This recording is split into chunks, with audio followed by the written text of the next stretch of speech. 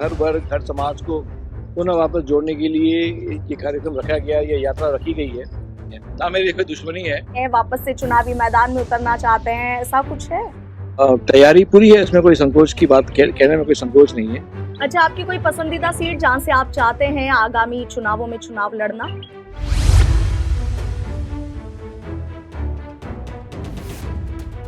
मैं रेगिस्तान का रहने वाला हूँ, मैं रेगिस्तान में ही रहना चाहता हूँ। शिव विधानसभा समझा जाए इसका जवाब? आप समझ लीजिए जैसे आपको समझना है। वो नाम तो बहुत सुंदर है शिव, इससे ज्यादा सुंदर कोई नाम नहीं है भारत में। जी बिल्कुल, आपकी मुस्कुराहट भी जवाब दे रही है।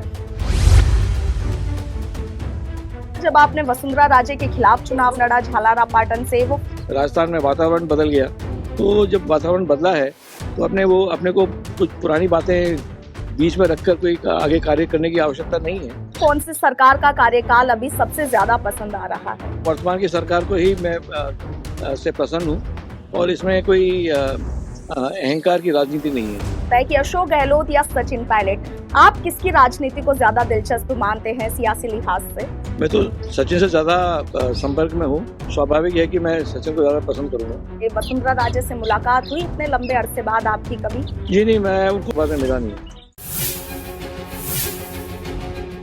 राजस्थान की राजनीति में कुछ लोग सत्ता की दौड़ से ज्यादा अपने फैसलों और सोच की वजह से जाने और पहचाने जाते हैं।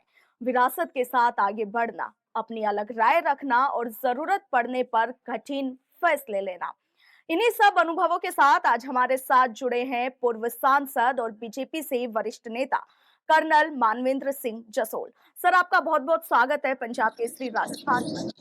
धन्यवाद। सर, आप अभी इन दिनों सरहद पर एक यात्रा निकाल रहे हैं, हमारे सरहदी क्षेत्रों में सरहद समृद्ध यात्रा। क्या कुछ उस यात्रा का उद्देश्य है? पहले शुरुआत इसी से करते हैं। मुख्य उद्देश्य जो सरहद पर जो लाइन के पास जो गांव हैं, वहाँ के रहने वाले हैं, उनको पुनः मुख्य मार्ग, मुख्य विचार और मुख्य योजनाओं से जोड़ने का, क्योंकि कुछ समय हुआ है, ये विचार परिवार में भी चर्चा हुई थी कई कई समय से, कि कुछ समय हुआ है कि जिससे सरहद पर जो कार्यक्रम है, गतिविधियां हैं, वो प्रभावित हुई हैं। कुछ स्थानीय परिस्थितियां ऐसी रही है, तो उनको पुनः वापस जोड़ने के लिए, हर वर्ग, हर समाज को पुनः वापस जोड़ने के लिए ये कार्यक्रम रखा गया, ये यात्रा रखी गई है। और अभी तो पहला चरण हुआ है, मुझे लगता है कि 3 या 4 चरण में ये समाप्त होगी। अच्छा कर्नल साहब, क्या कुछ मुख्य आप इस तरीके की चीजें वहां पर देख रहे हैं या जरूरतें देख रहे हैं जिन्हें सुधारे जाने की काफी आवश्यकता है? हमारी सरकारों को उस दिशा में कदम उठाने की आवश्यकता है। रेगिस्तानी क्षेत्र है तो स्वाभाविक है पेयजल की योजना, पेयजल की व्यवस्था, पेयजल को सुधार, गांव गांव में पेयजल की व्यवस्था को सुधारना। इससे हमारे पशु भी प्रभावित होते हैं, क्योंकि ये पशु आधान क्षेत्र है और यहाँ खेती लगभग वर्षा पर निर्भर है। तो पशुओं के लिए भी बहुत लाभदायक होगा जब यहाँ ये योजना और ये जो प्रोजेक्ट्स है पेयजल के, वो सुधरे। और परंतु एक ऐसी कठिनाई है जो केवल बॉर्डर के लिए है, दूसरों क्षेत्र के नहीं है, कि जो तारबंदी है, जो तारबंदी तो भारत की सीमा के अंदर है, तारबंदी के उस पार कई काश्तकारों की जमीन रह गई है, तो उनकी भूमि पर वो कुछ काश्त कर नहीं सकते, उनका आवागमन होता नहीं है क्योंकि तारबंदी लगी हुई है। तो उसके लिए कुछ छूट हो जैसे पंजाब में है, तो उसी का प्रयास मुझे करना है। तो मैं अभी सब आंकड़े ले रहा हूँ गांव से, और आगे भारत सरकार को मैं पेश करूंगा कि यहाँ किसानों को वैसी ही छूट दी जाए जैसे पंजाब में है। काश्त करे, सुरक्षा एजेंसियों की निगरानी में करे, बिल्कुल सुरक्षित रहे, इसमें भारत को कोई नुकसान नहीं हो, यही इसकी व्यवस्था करनी है। अच्छा जसोल साहब, क्योंकि आप देखिए कि आप राजस्थान के ग्रामीण और विशेष तौर पर सीमा पट्टी जो इलाके हैं उनके विकास की हमेशा बात करते रहते हैं। यहाँ पर जो लोग रहते हैं उन्हें दुश्मनों से सबसे ज्यादा खतरा भी रहता है, और अभी कुछ दिन पहले ही आप ही की विधानसभा क्षेत्र से, जहां से आप विधायक रह चुके हैं, शिव से जो वर्तमान विधायक है रविंद्र सिंह भाटी, उन्होंने एक बड़ा मुद्दा उठाया जिस पर काफी चर्चाएं भी। वो कह रहे हैं कि इन लोगों को लाइसेंसधारी हथियार दे दो। कितना उचित मानते हैं इसे? लाइसेंसधारी हथियार की आवश्यकता होती है, जैसे राजौरी, पुंछ, जहाँ नियंत्रण रेखा हो और वहाँ आतंकवादियों का और ऐसी गतिविधियाँ वहाँ चले, तो यहाँ ऐसी गतिविधियाँ है नहीं और ना ही यहाँ ऐसी गतिविधियाँ होगी। तो मुझे विश्वास है कि ये शांति, जिस स्थान में शांति है, शांति रहेगी, क्योंकि उस पार भी हमारे परिजन हैं। हर वर्ग, हर समाज के परिजन उस पार भी रहते हैं और यहाँ कोई नहीं चाहता कि यहाँ इस क्षेत्र में कुछ दुश्मनी का माहौल बने। ये एक नियंत्रण रेखा या जम्मू कश्मीर जैसा क्षेत्र नहीं है, ये बहुत शांत है, रेगिस्तान शांत रहेगा। जसवंत साहब, आपको अभी हाल ही में विदेश से धमकी मिली, रोहित गोदारा जैसे गैंगस्टर का नाम उसमें आया, जिसके बाद में इंटेलिजेंस ने आपकी सुरक्षा बढ़ा भी दी है। क्या कुछ ये पूरा मामला था और क्या अभी भी धमकी को लेकर के कुछ अपडेट है?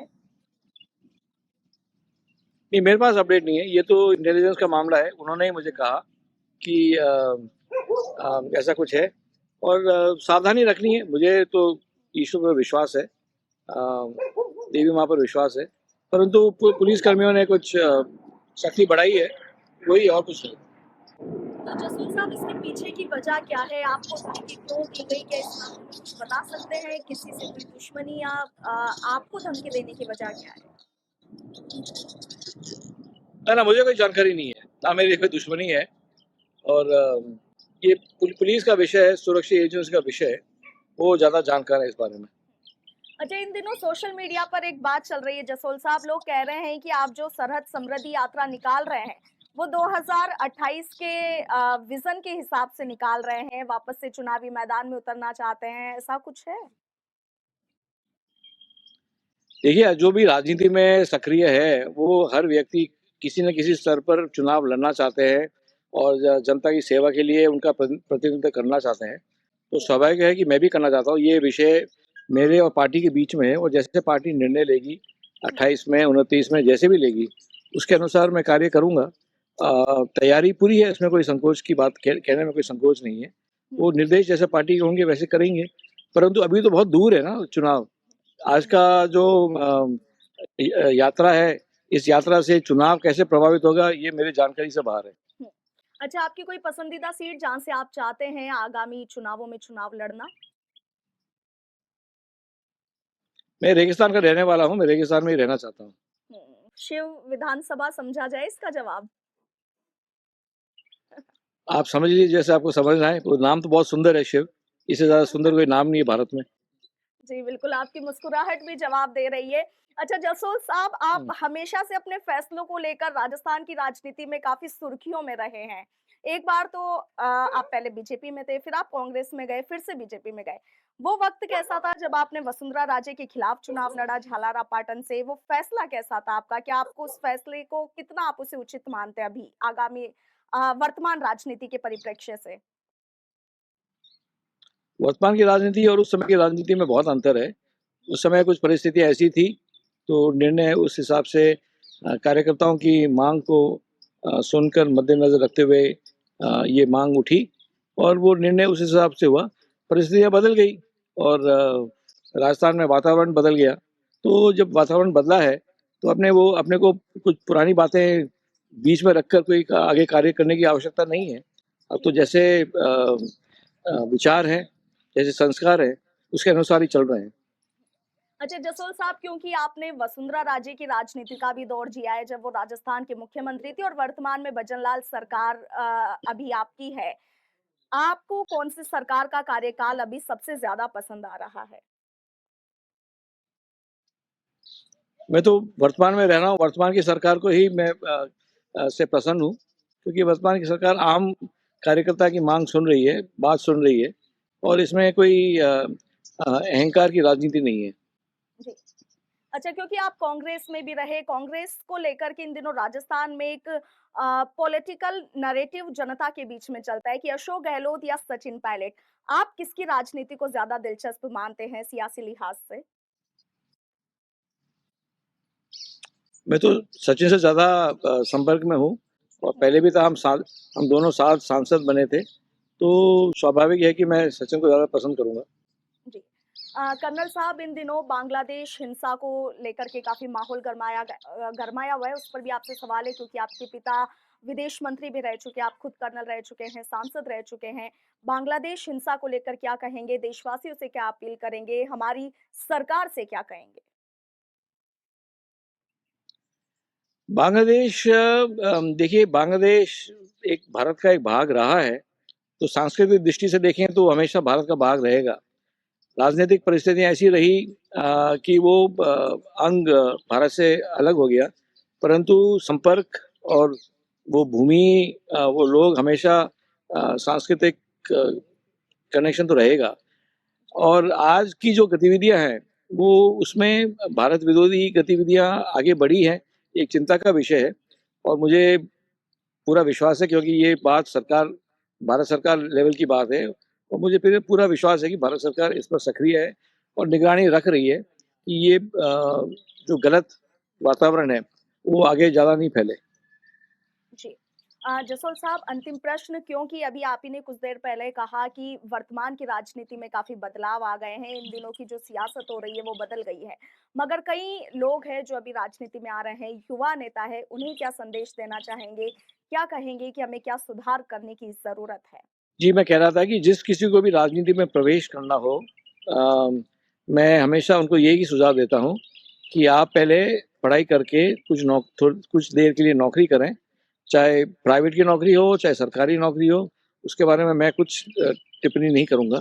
लेकिन कुछ समय के लिए नौकरी करना बहुत आवश्यक है, क्योंकि नौकरी करने से एक स्वयं का अनुशासन बढ़ता है और किसी और की आवाज़, किसी और के आदेश सुनने की क्षमता बढ़ती है। जनता की बात सुननी है, जनता के आदेश के अनुसार काम करना है, तो ऐसा अनुशासन की बहुत ज़रूरी है, बहुत अति आवश्यक है। और सीधा ही पढ़ाई खत्म नहीं करे हुए या पढ़ाई करते ही राजनीति में आना, मैं उसके पक्ष में नहीं हूँ। जी। अच्छा जसोल साहब, अब क्योंकि आप बीजेपी में वापस से शामिल हुए हैं 2024 से, वसुंधरा राजे से मुलाकात हुई इतने लंबे अरसे बाद आपकी, कभी बातचीत हुई कुछ? जी नहीं, मैं उनको लास्ट मिला जब मैं हॉस्पिटल में भर्ती था, वो मुझे देखने के लिए आई थी, उसके बाद मैं मिला नहीं हूँ। जी। इस वक्त जो दर्शक हमारे साथ जुड़े हुए हैं, देखिए पूर्व सांसद और पूर्व विधायक मानवेंद्र सिंह जसोल हमारे साथ जुड़े, इन दिनों सरहदी इलाकों में सरहद समृद्धि यात्रा निकाल रहे हैं, लोगों की समस्याएं जानने का और उनके निवारण का प्रयास लगातार वो कर रहे हैं। इसके साथ ही बाड़मेर से जुड़ी और राजस्थान की सियासत से जुड़े कई प्रश्नों पर उन्होंने बेबाकी रूप से बयान दिया। आपका क्या कुछ कहना है, कमेंट सेक्शन में लिखिएगा। फिलहाल के लिए इतना ही। नमस्कार।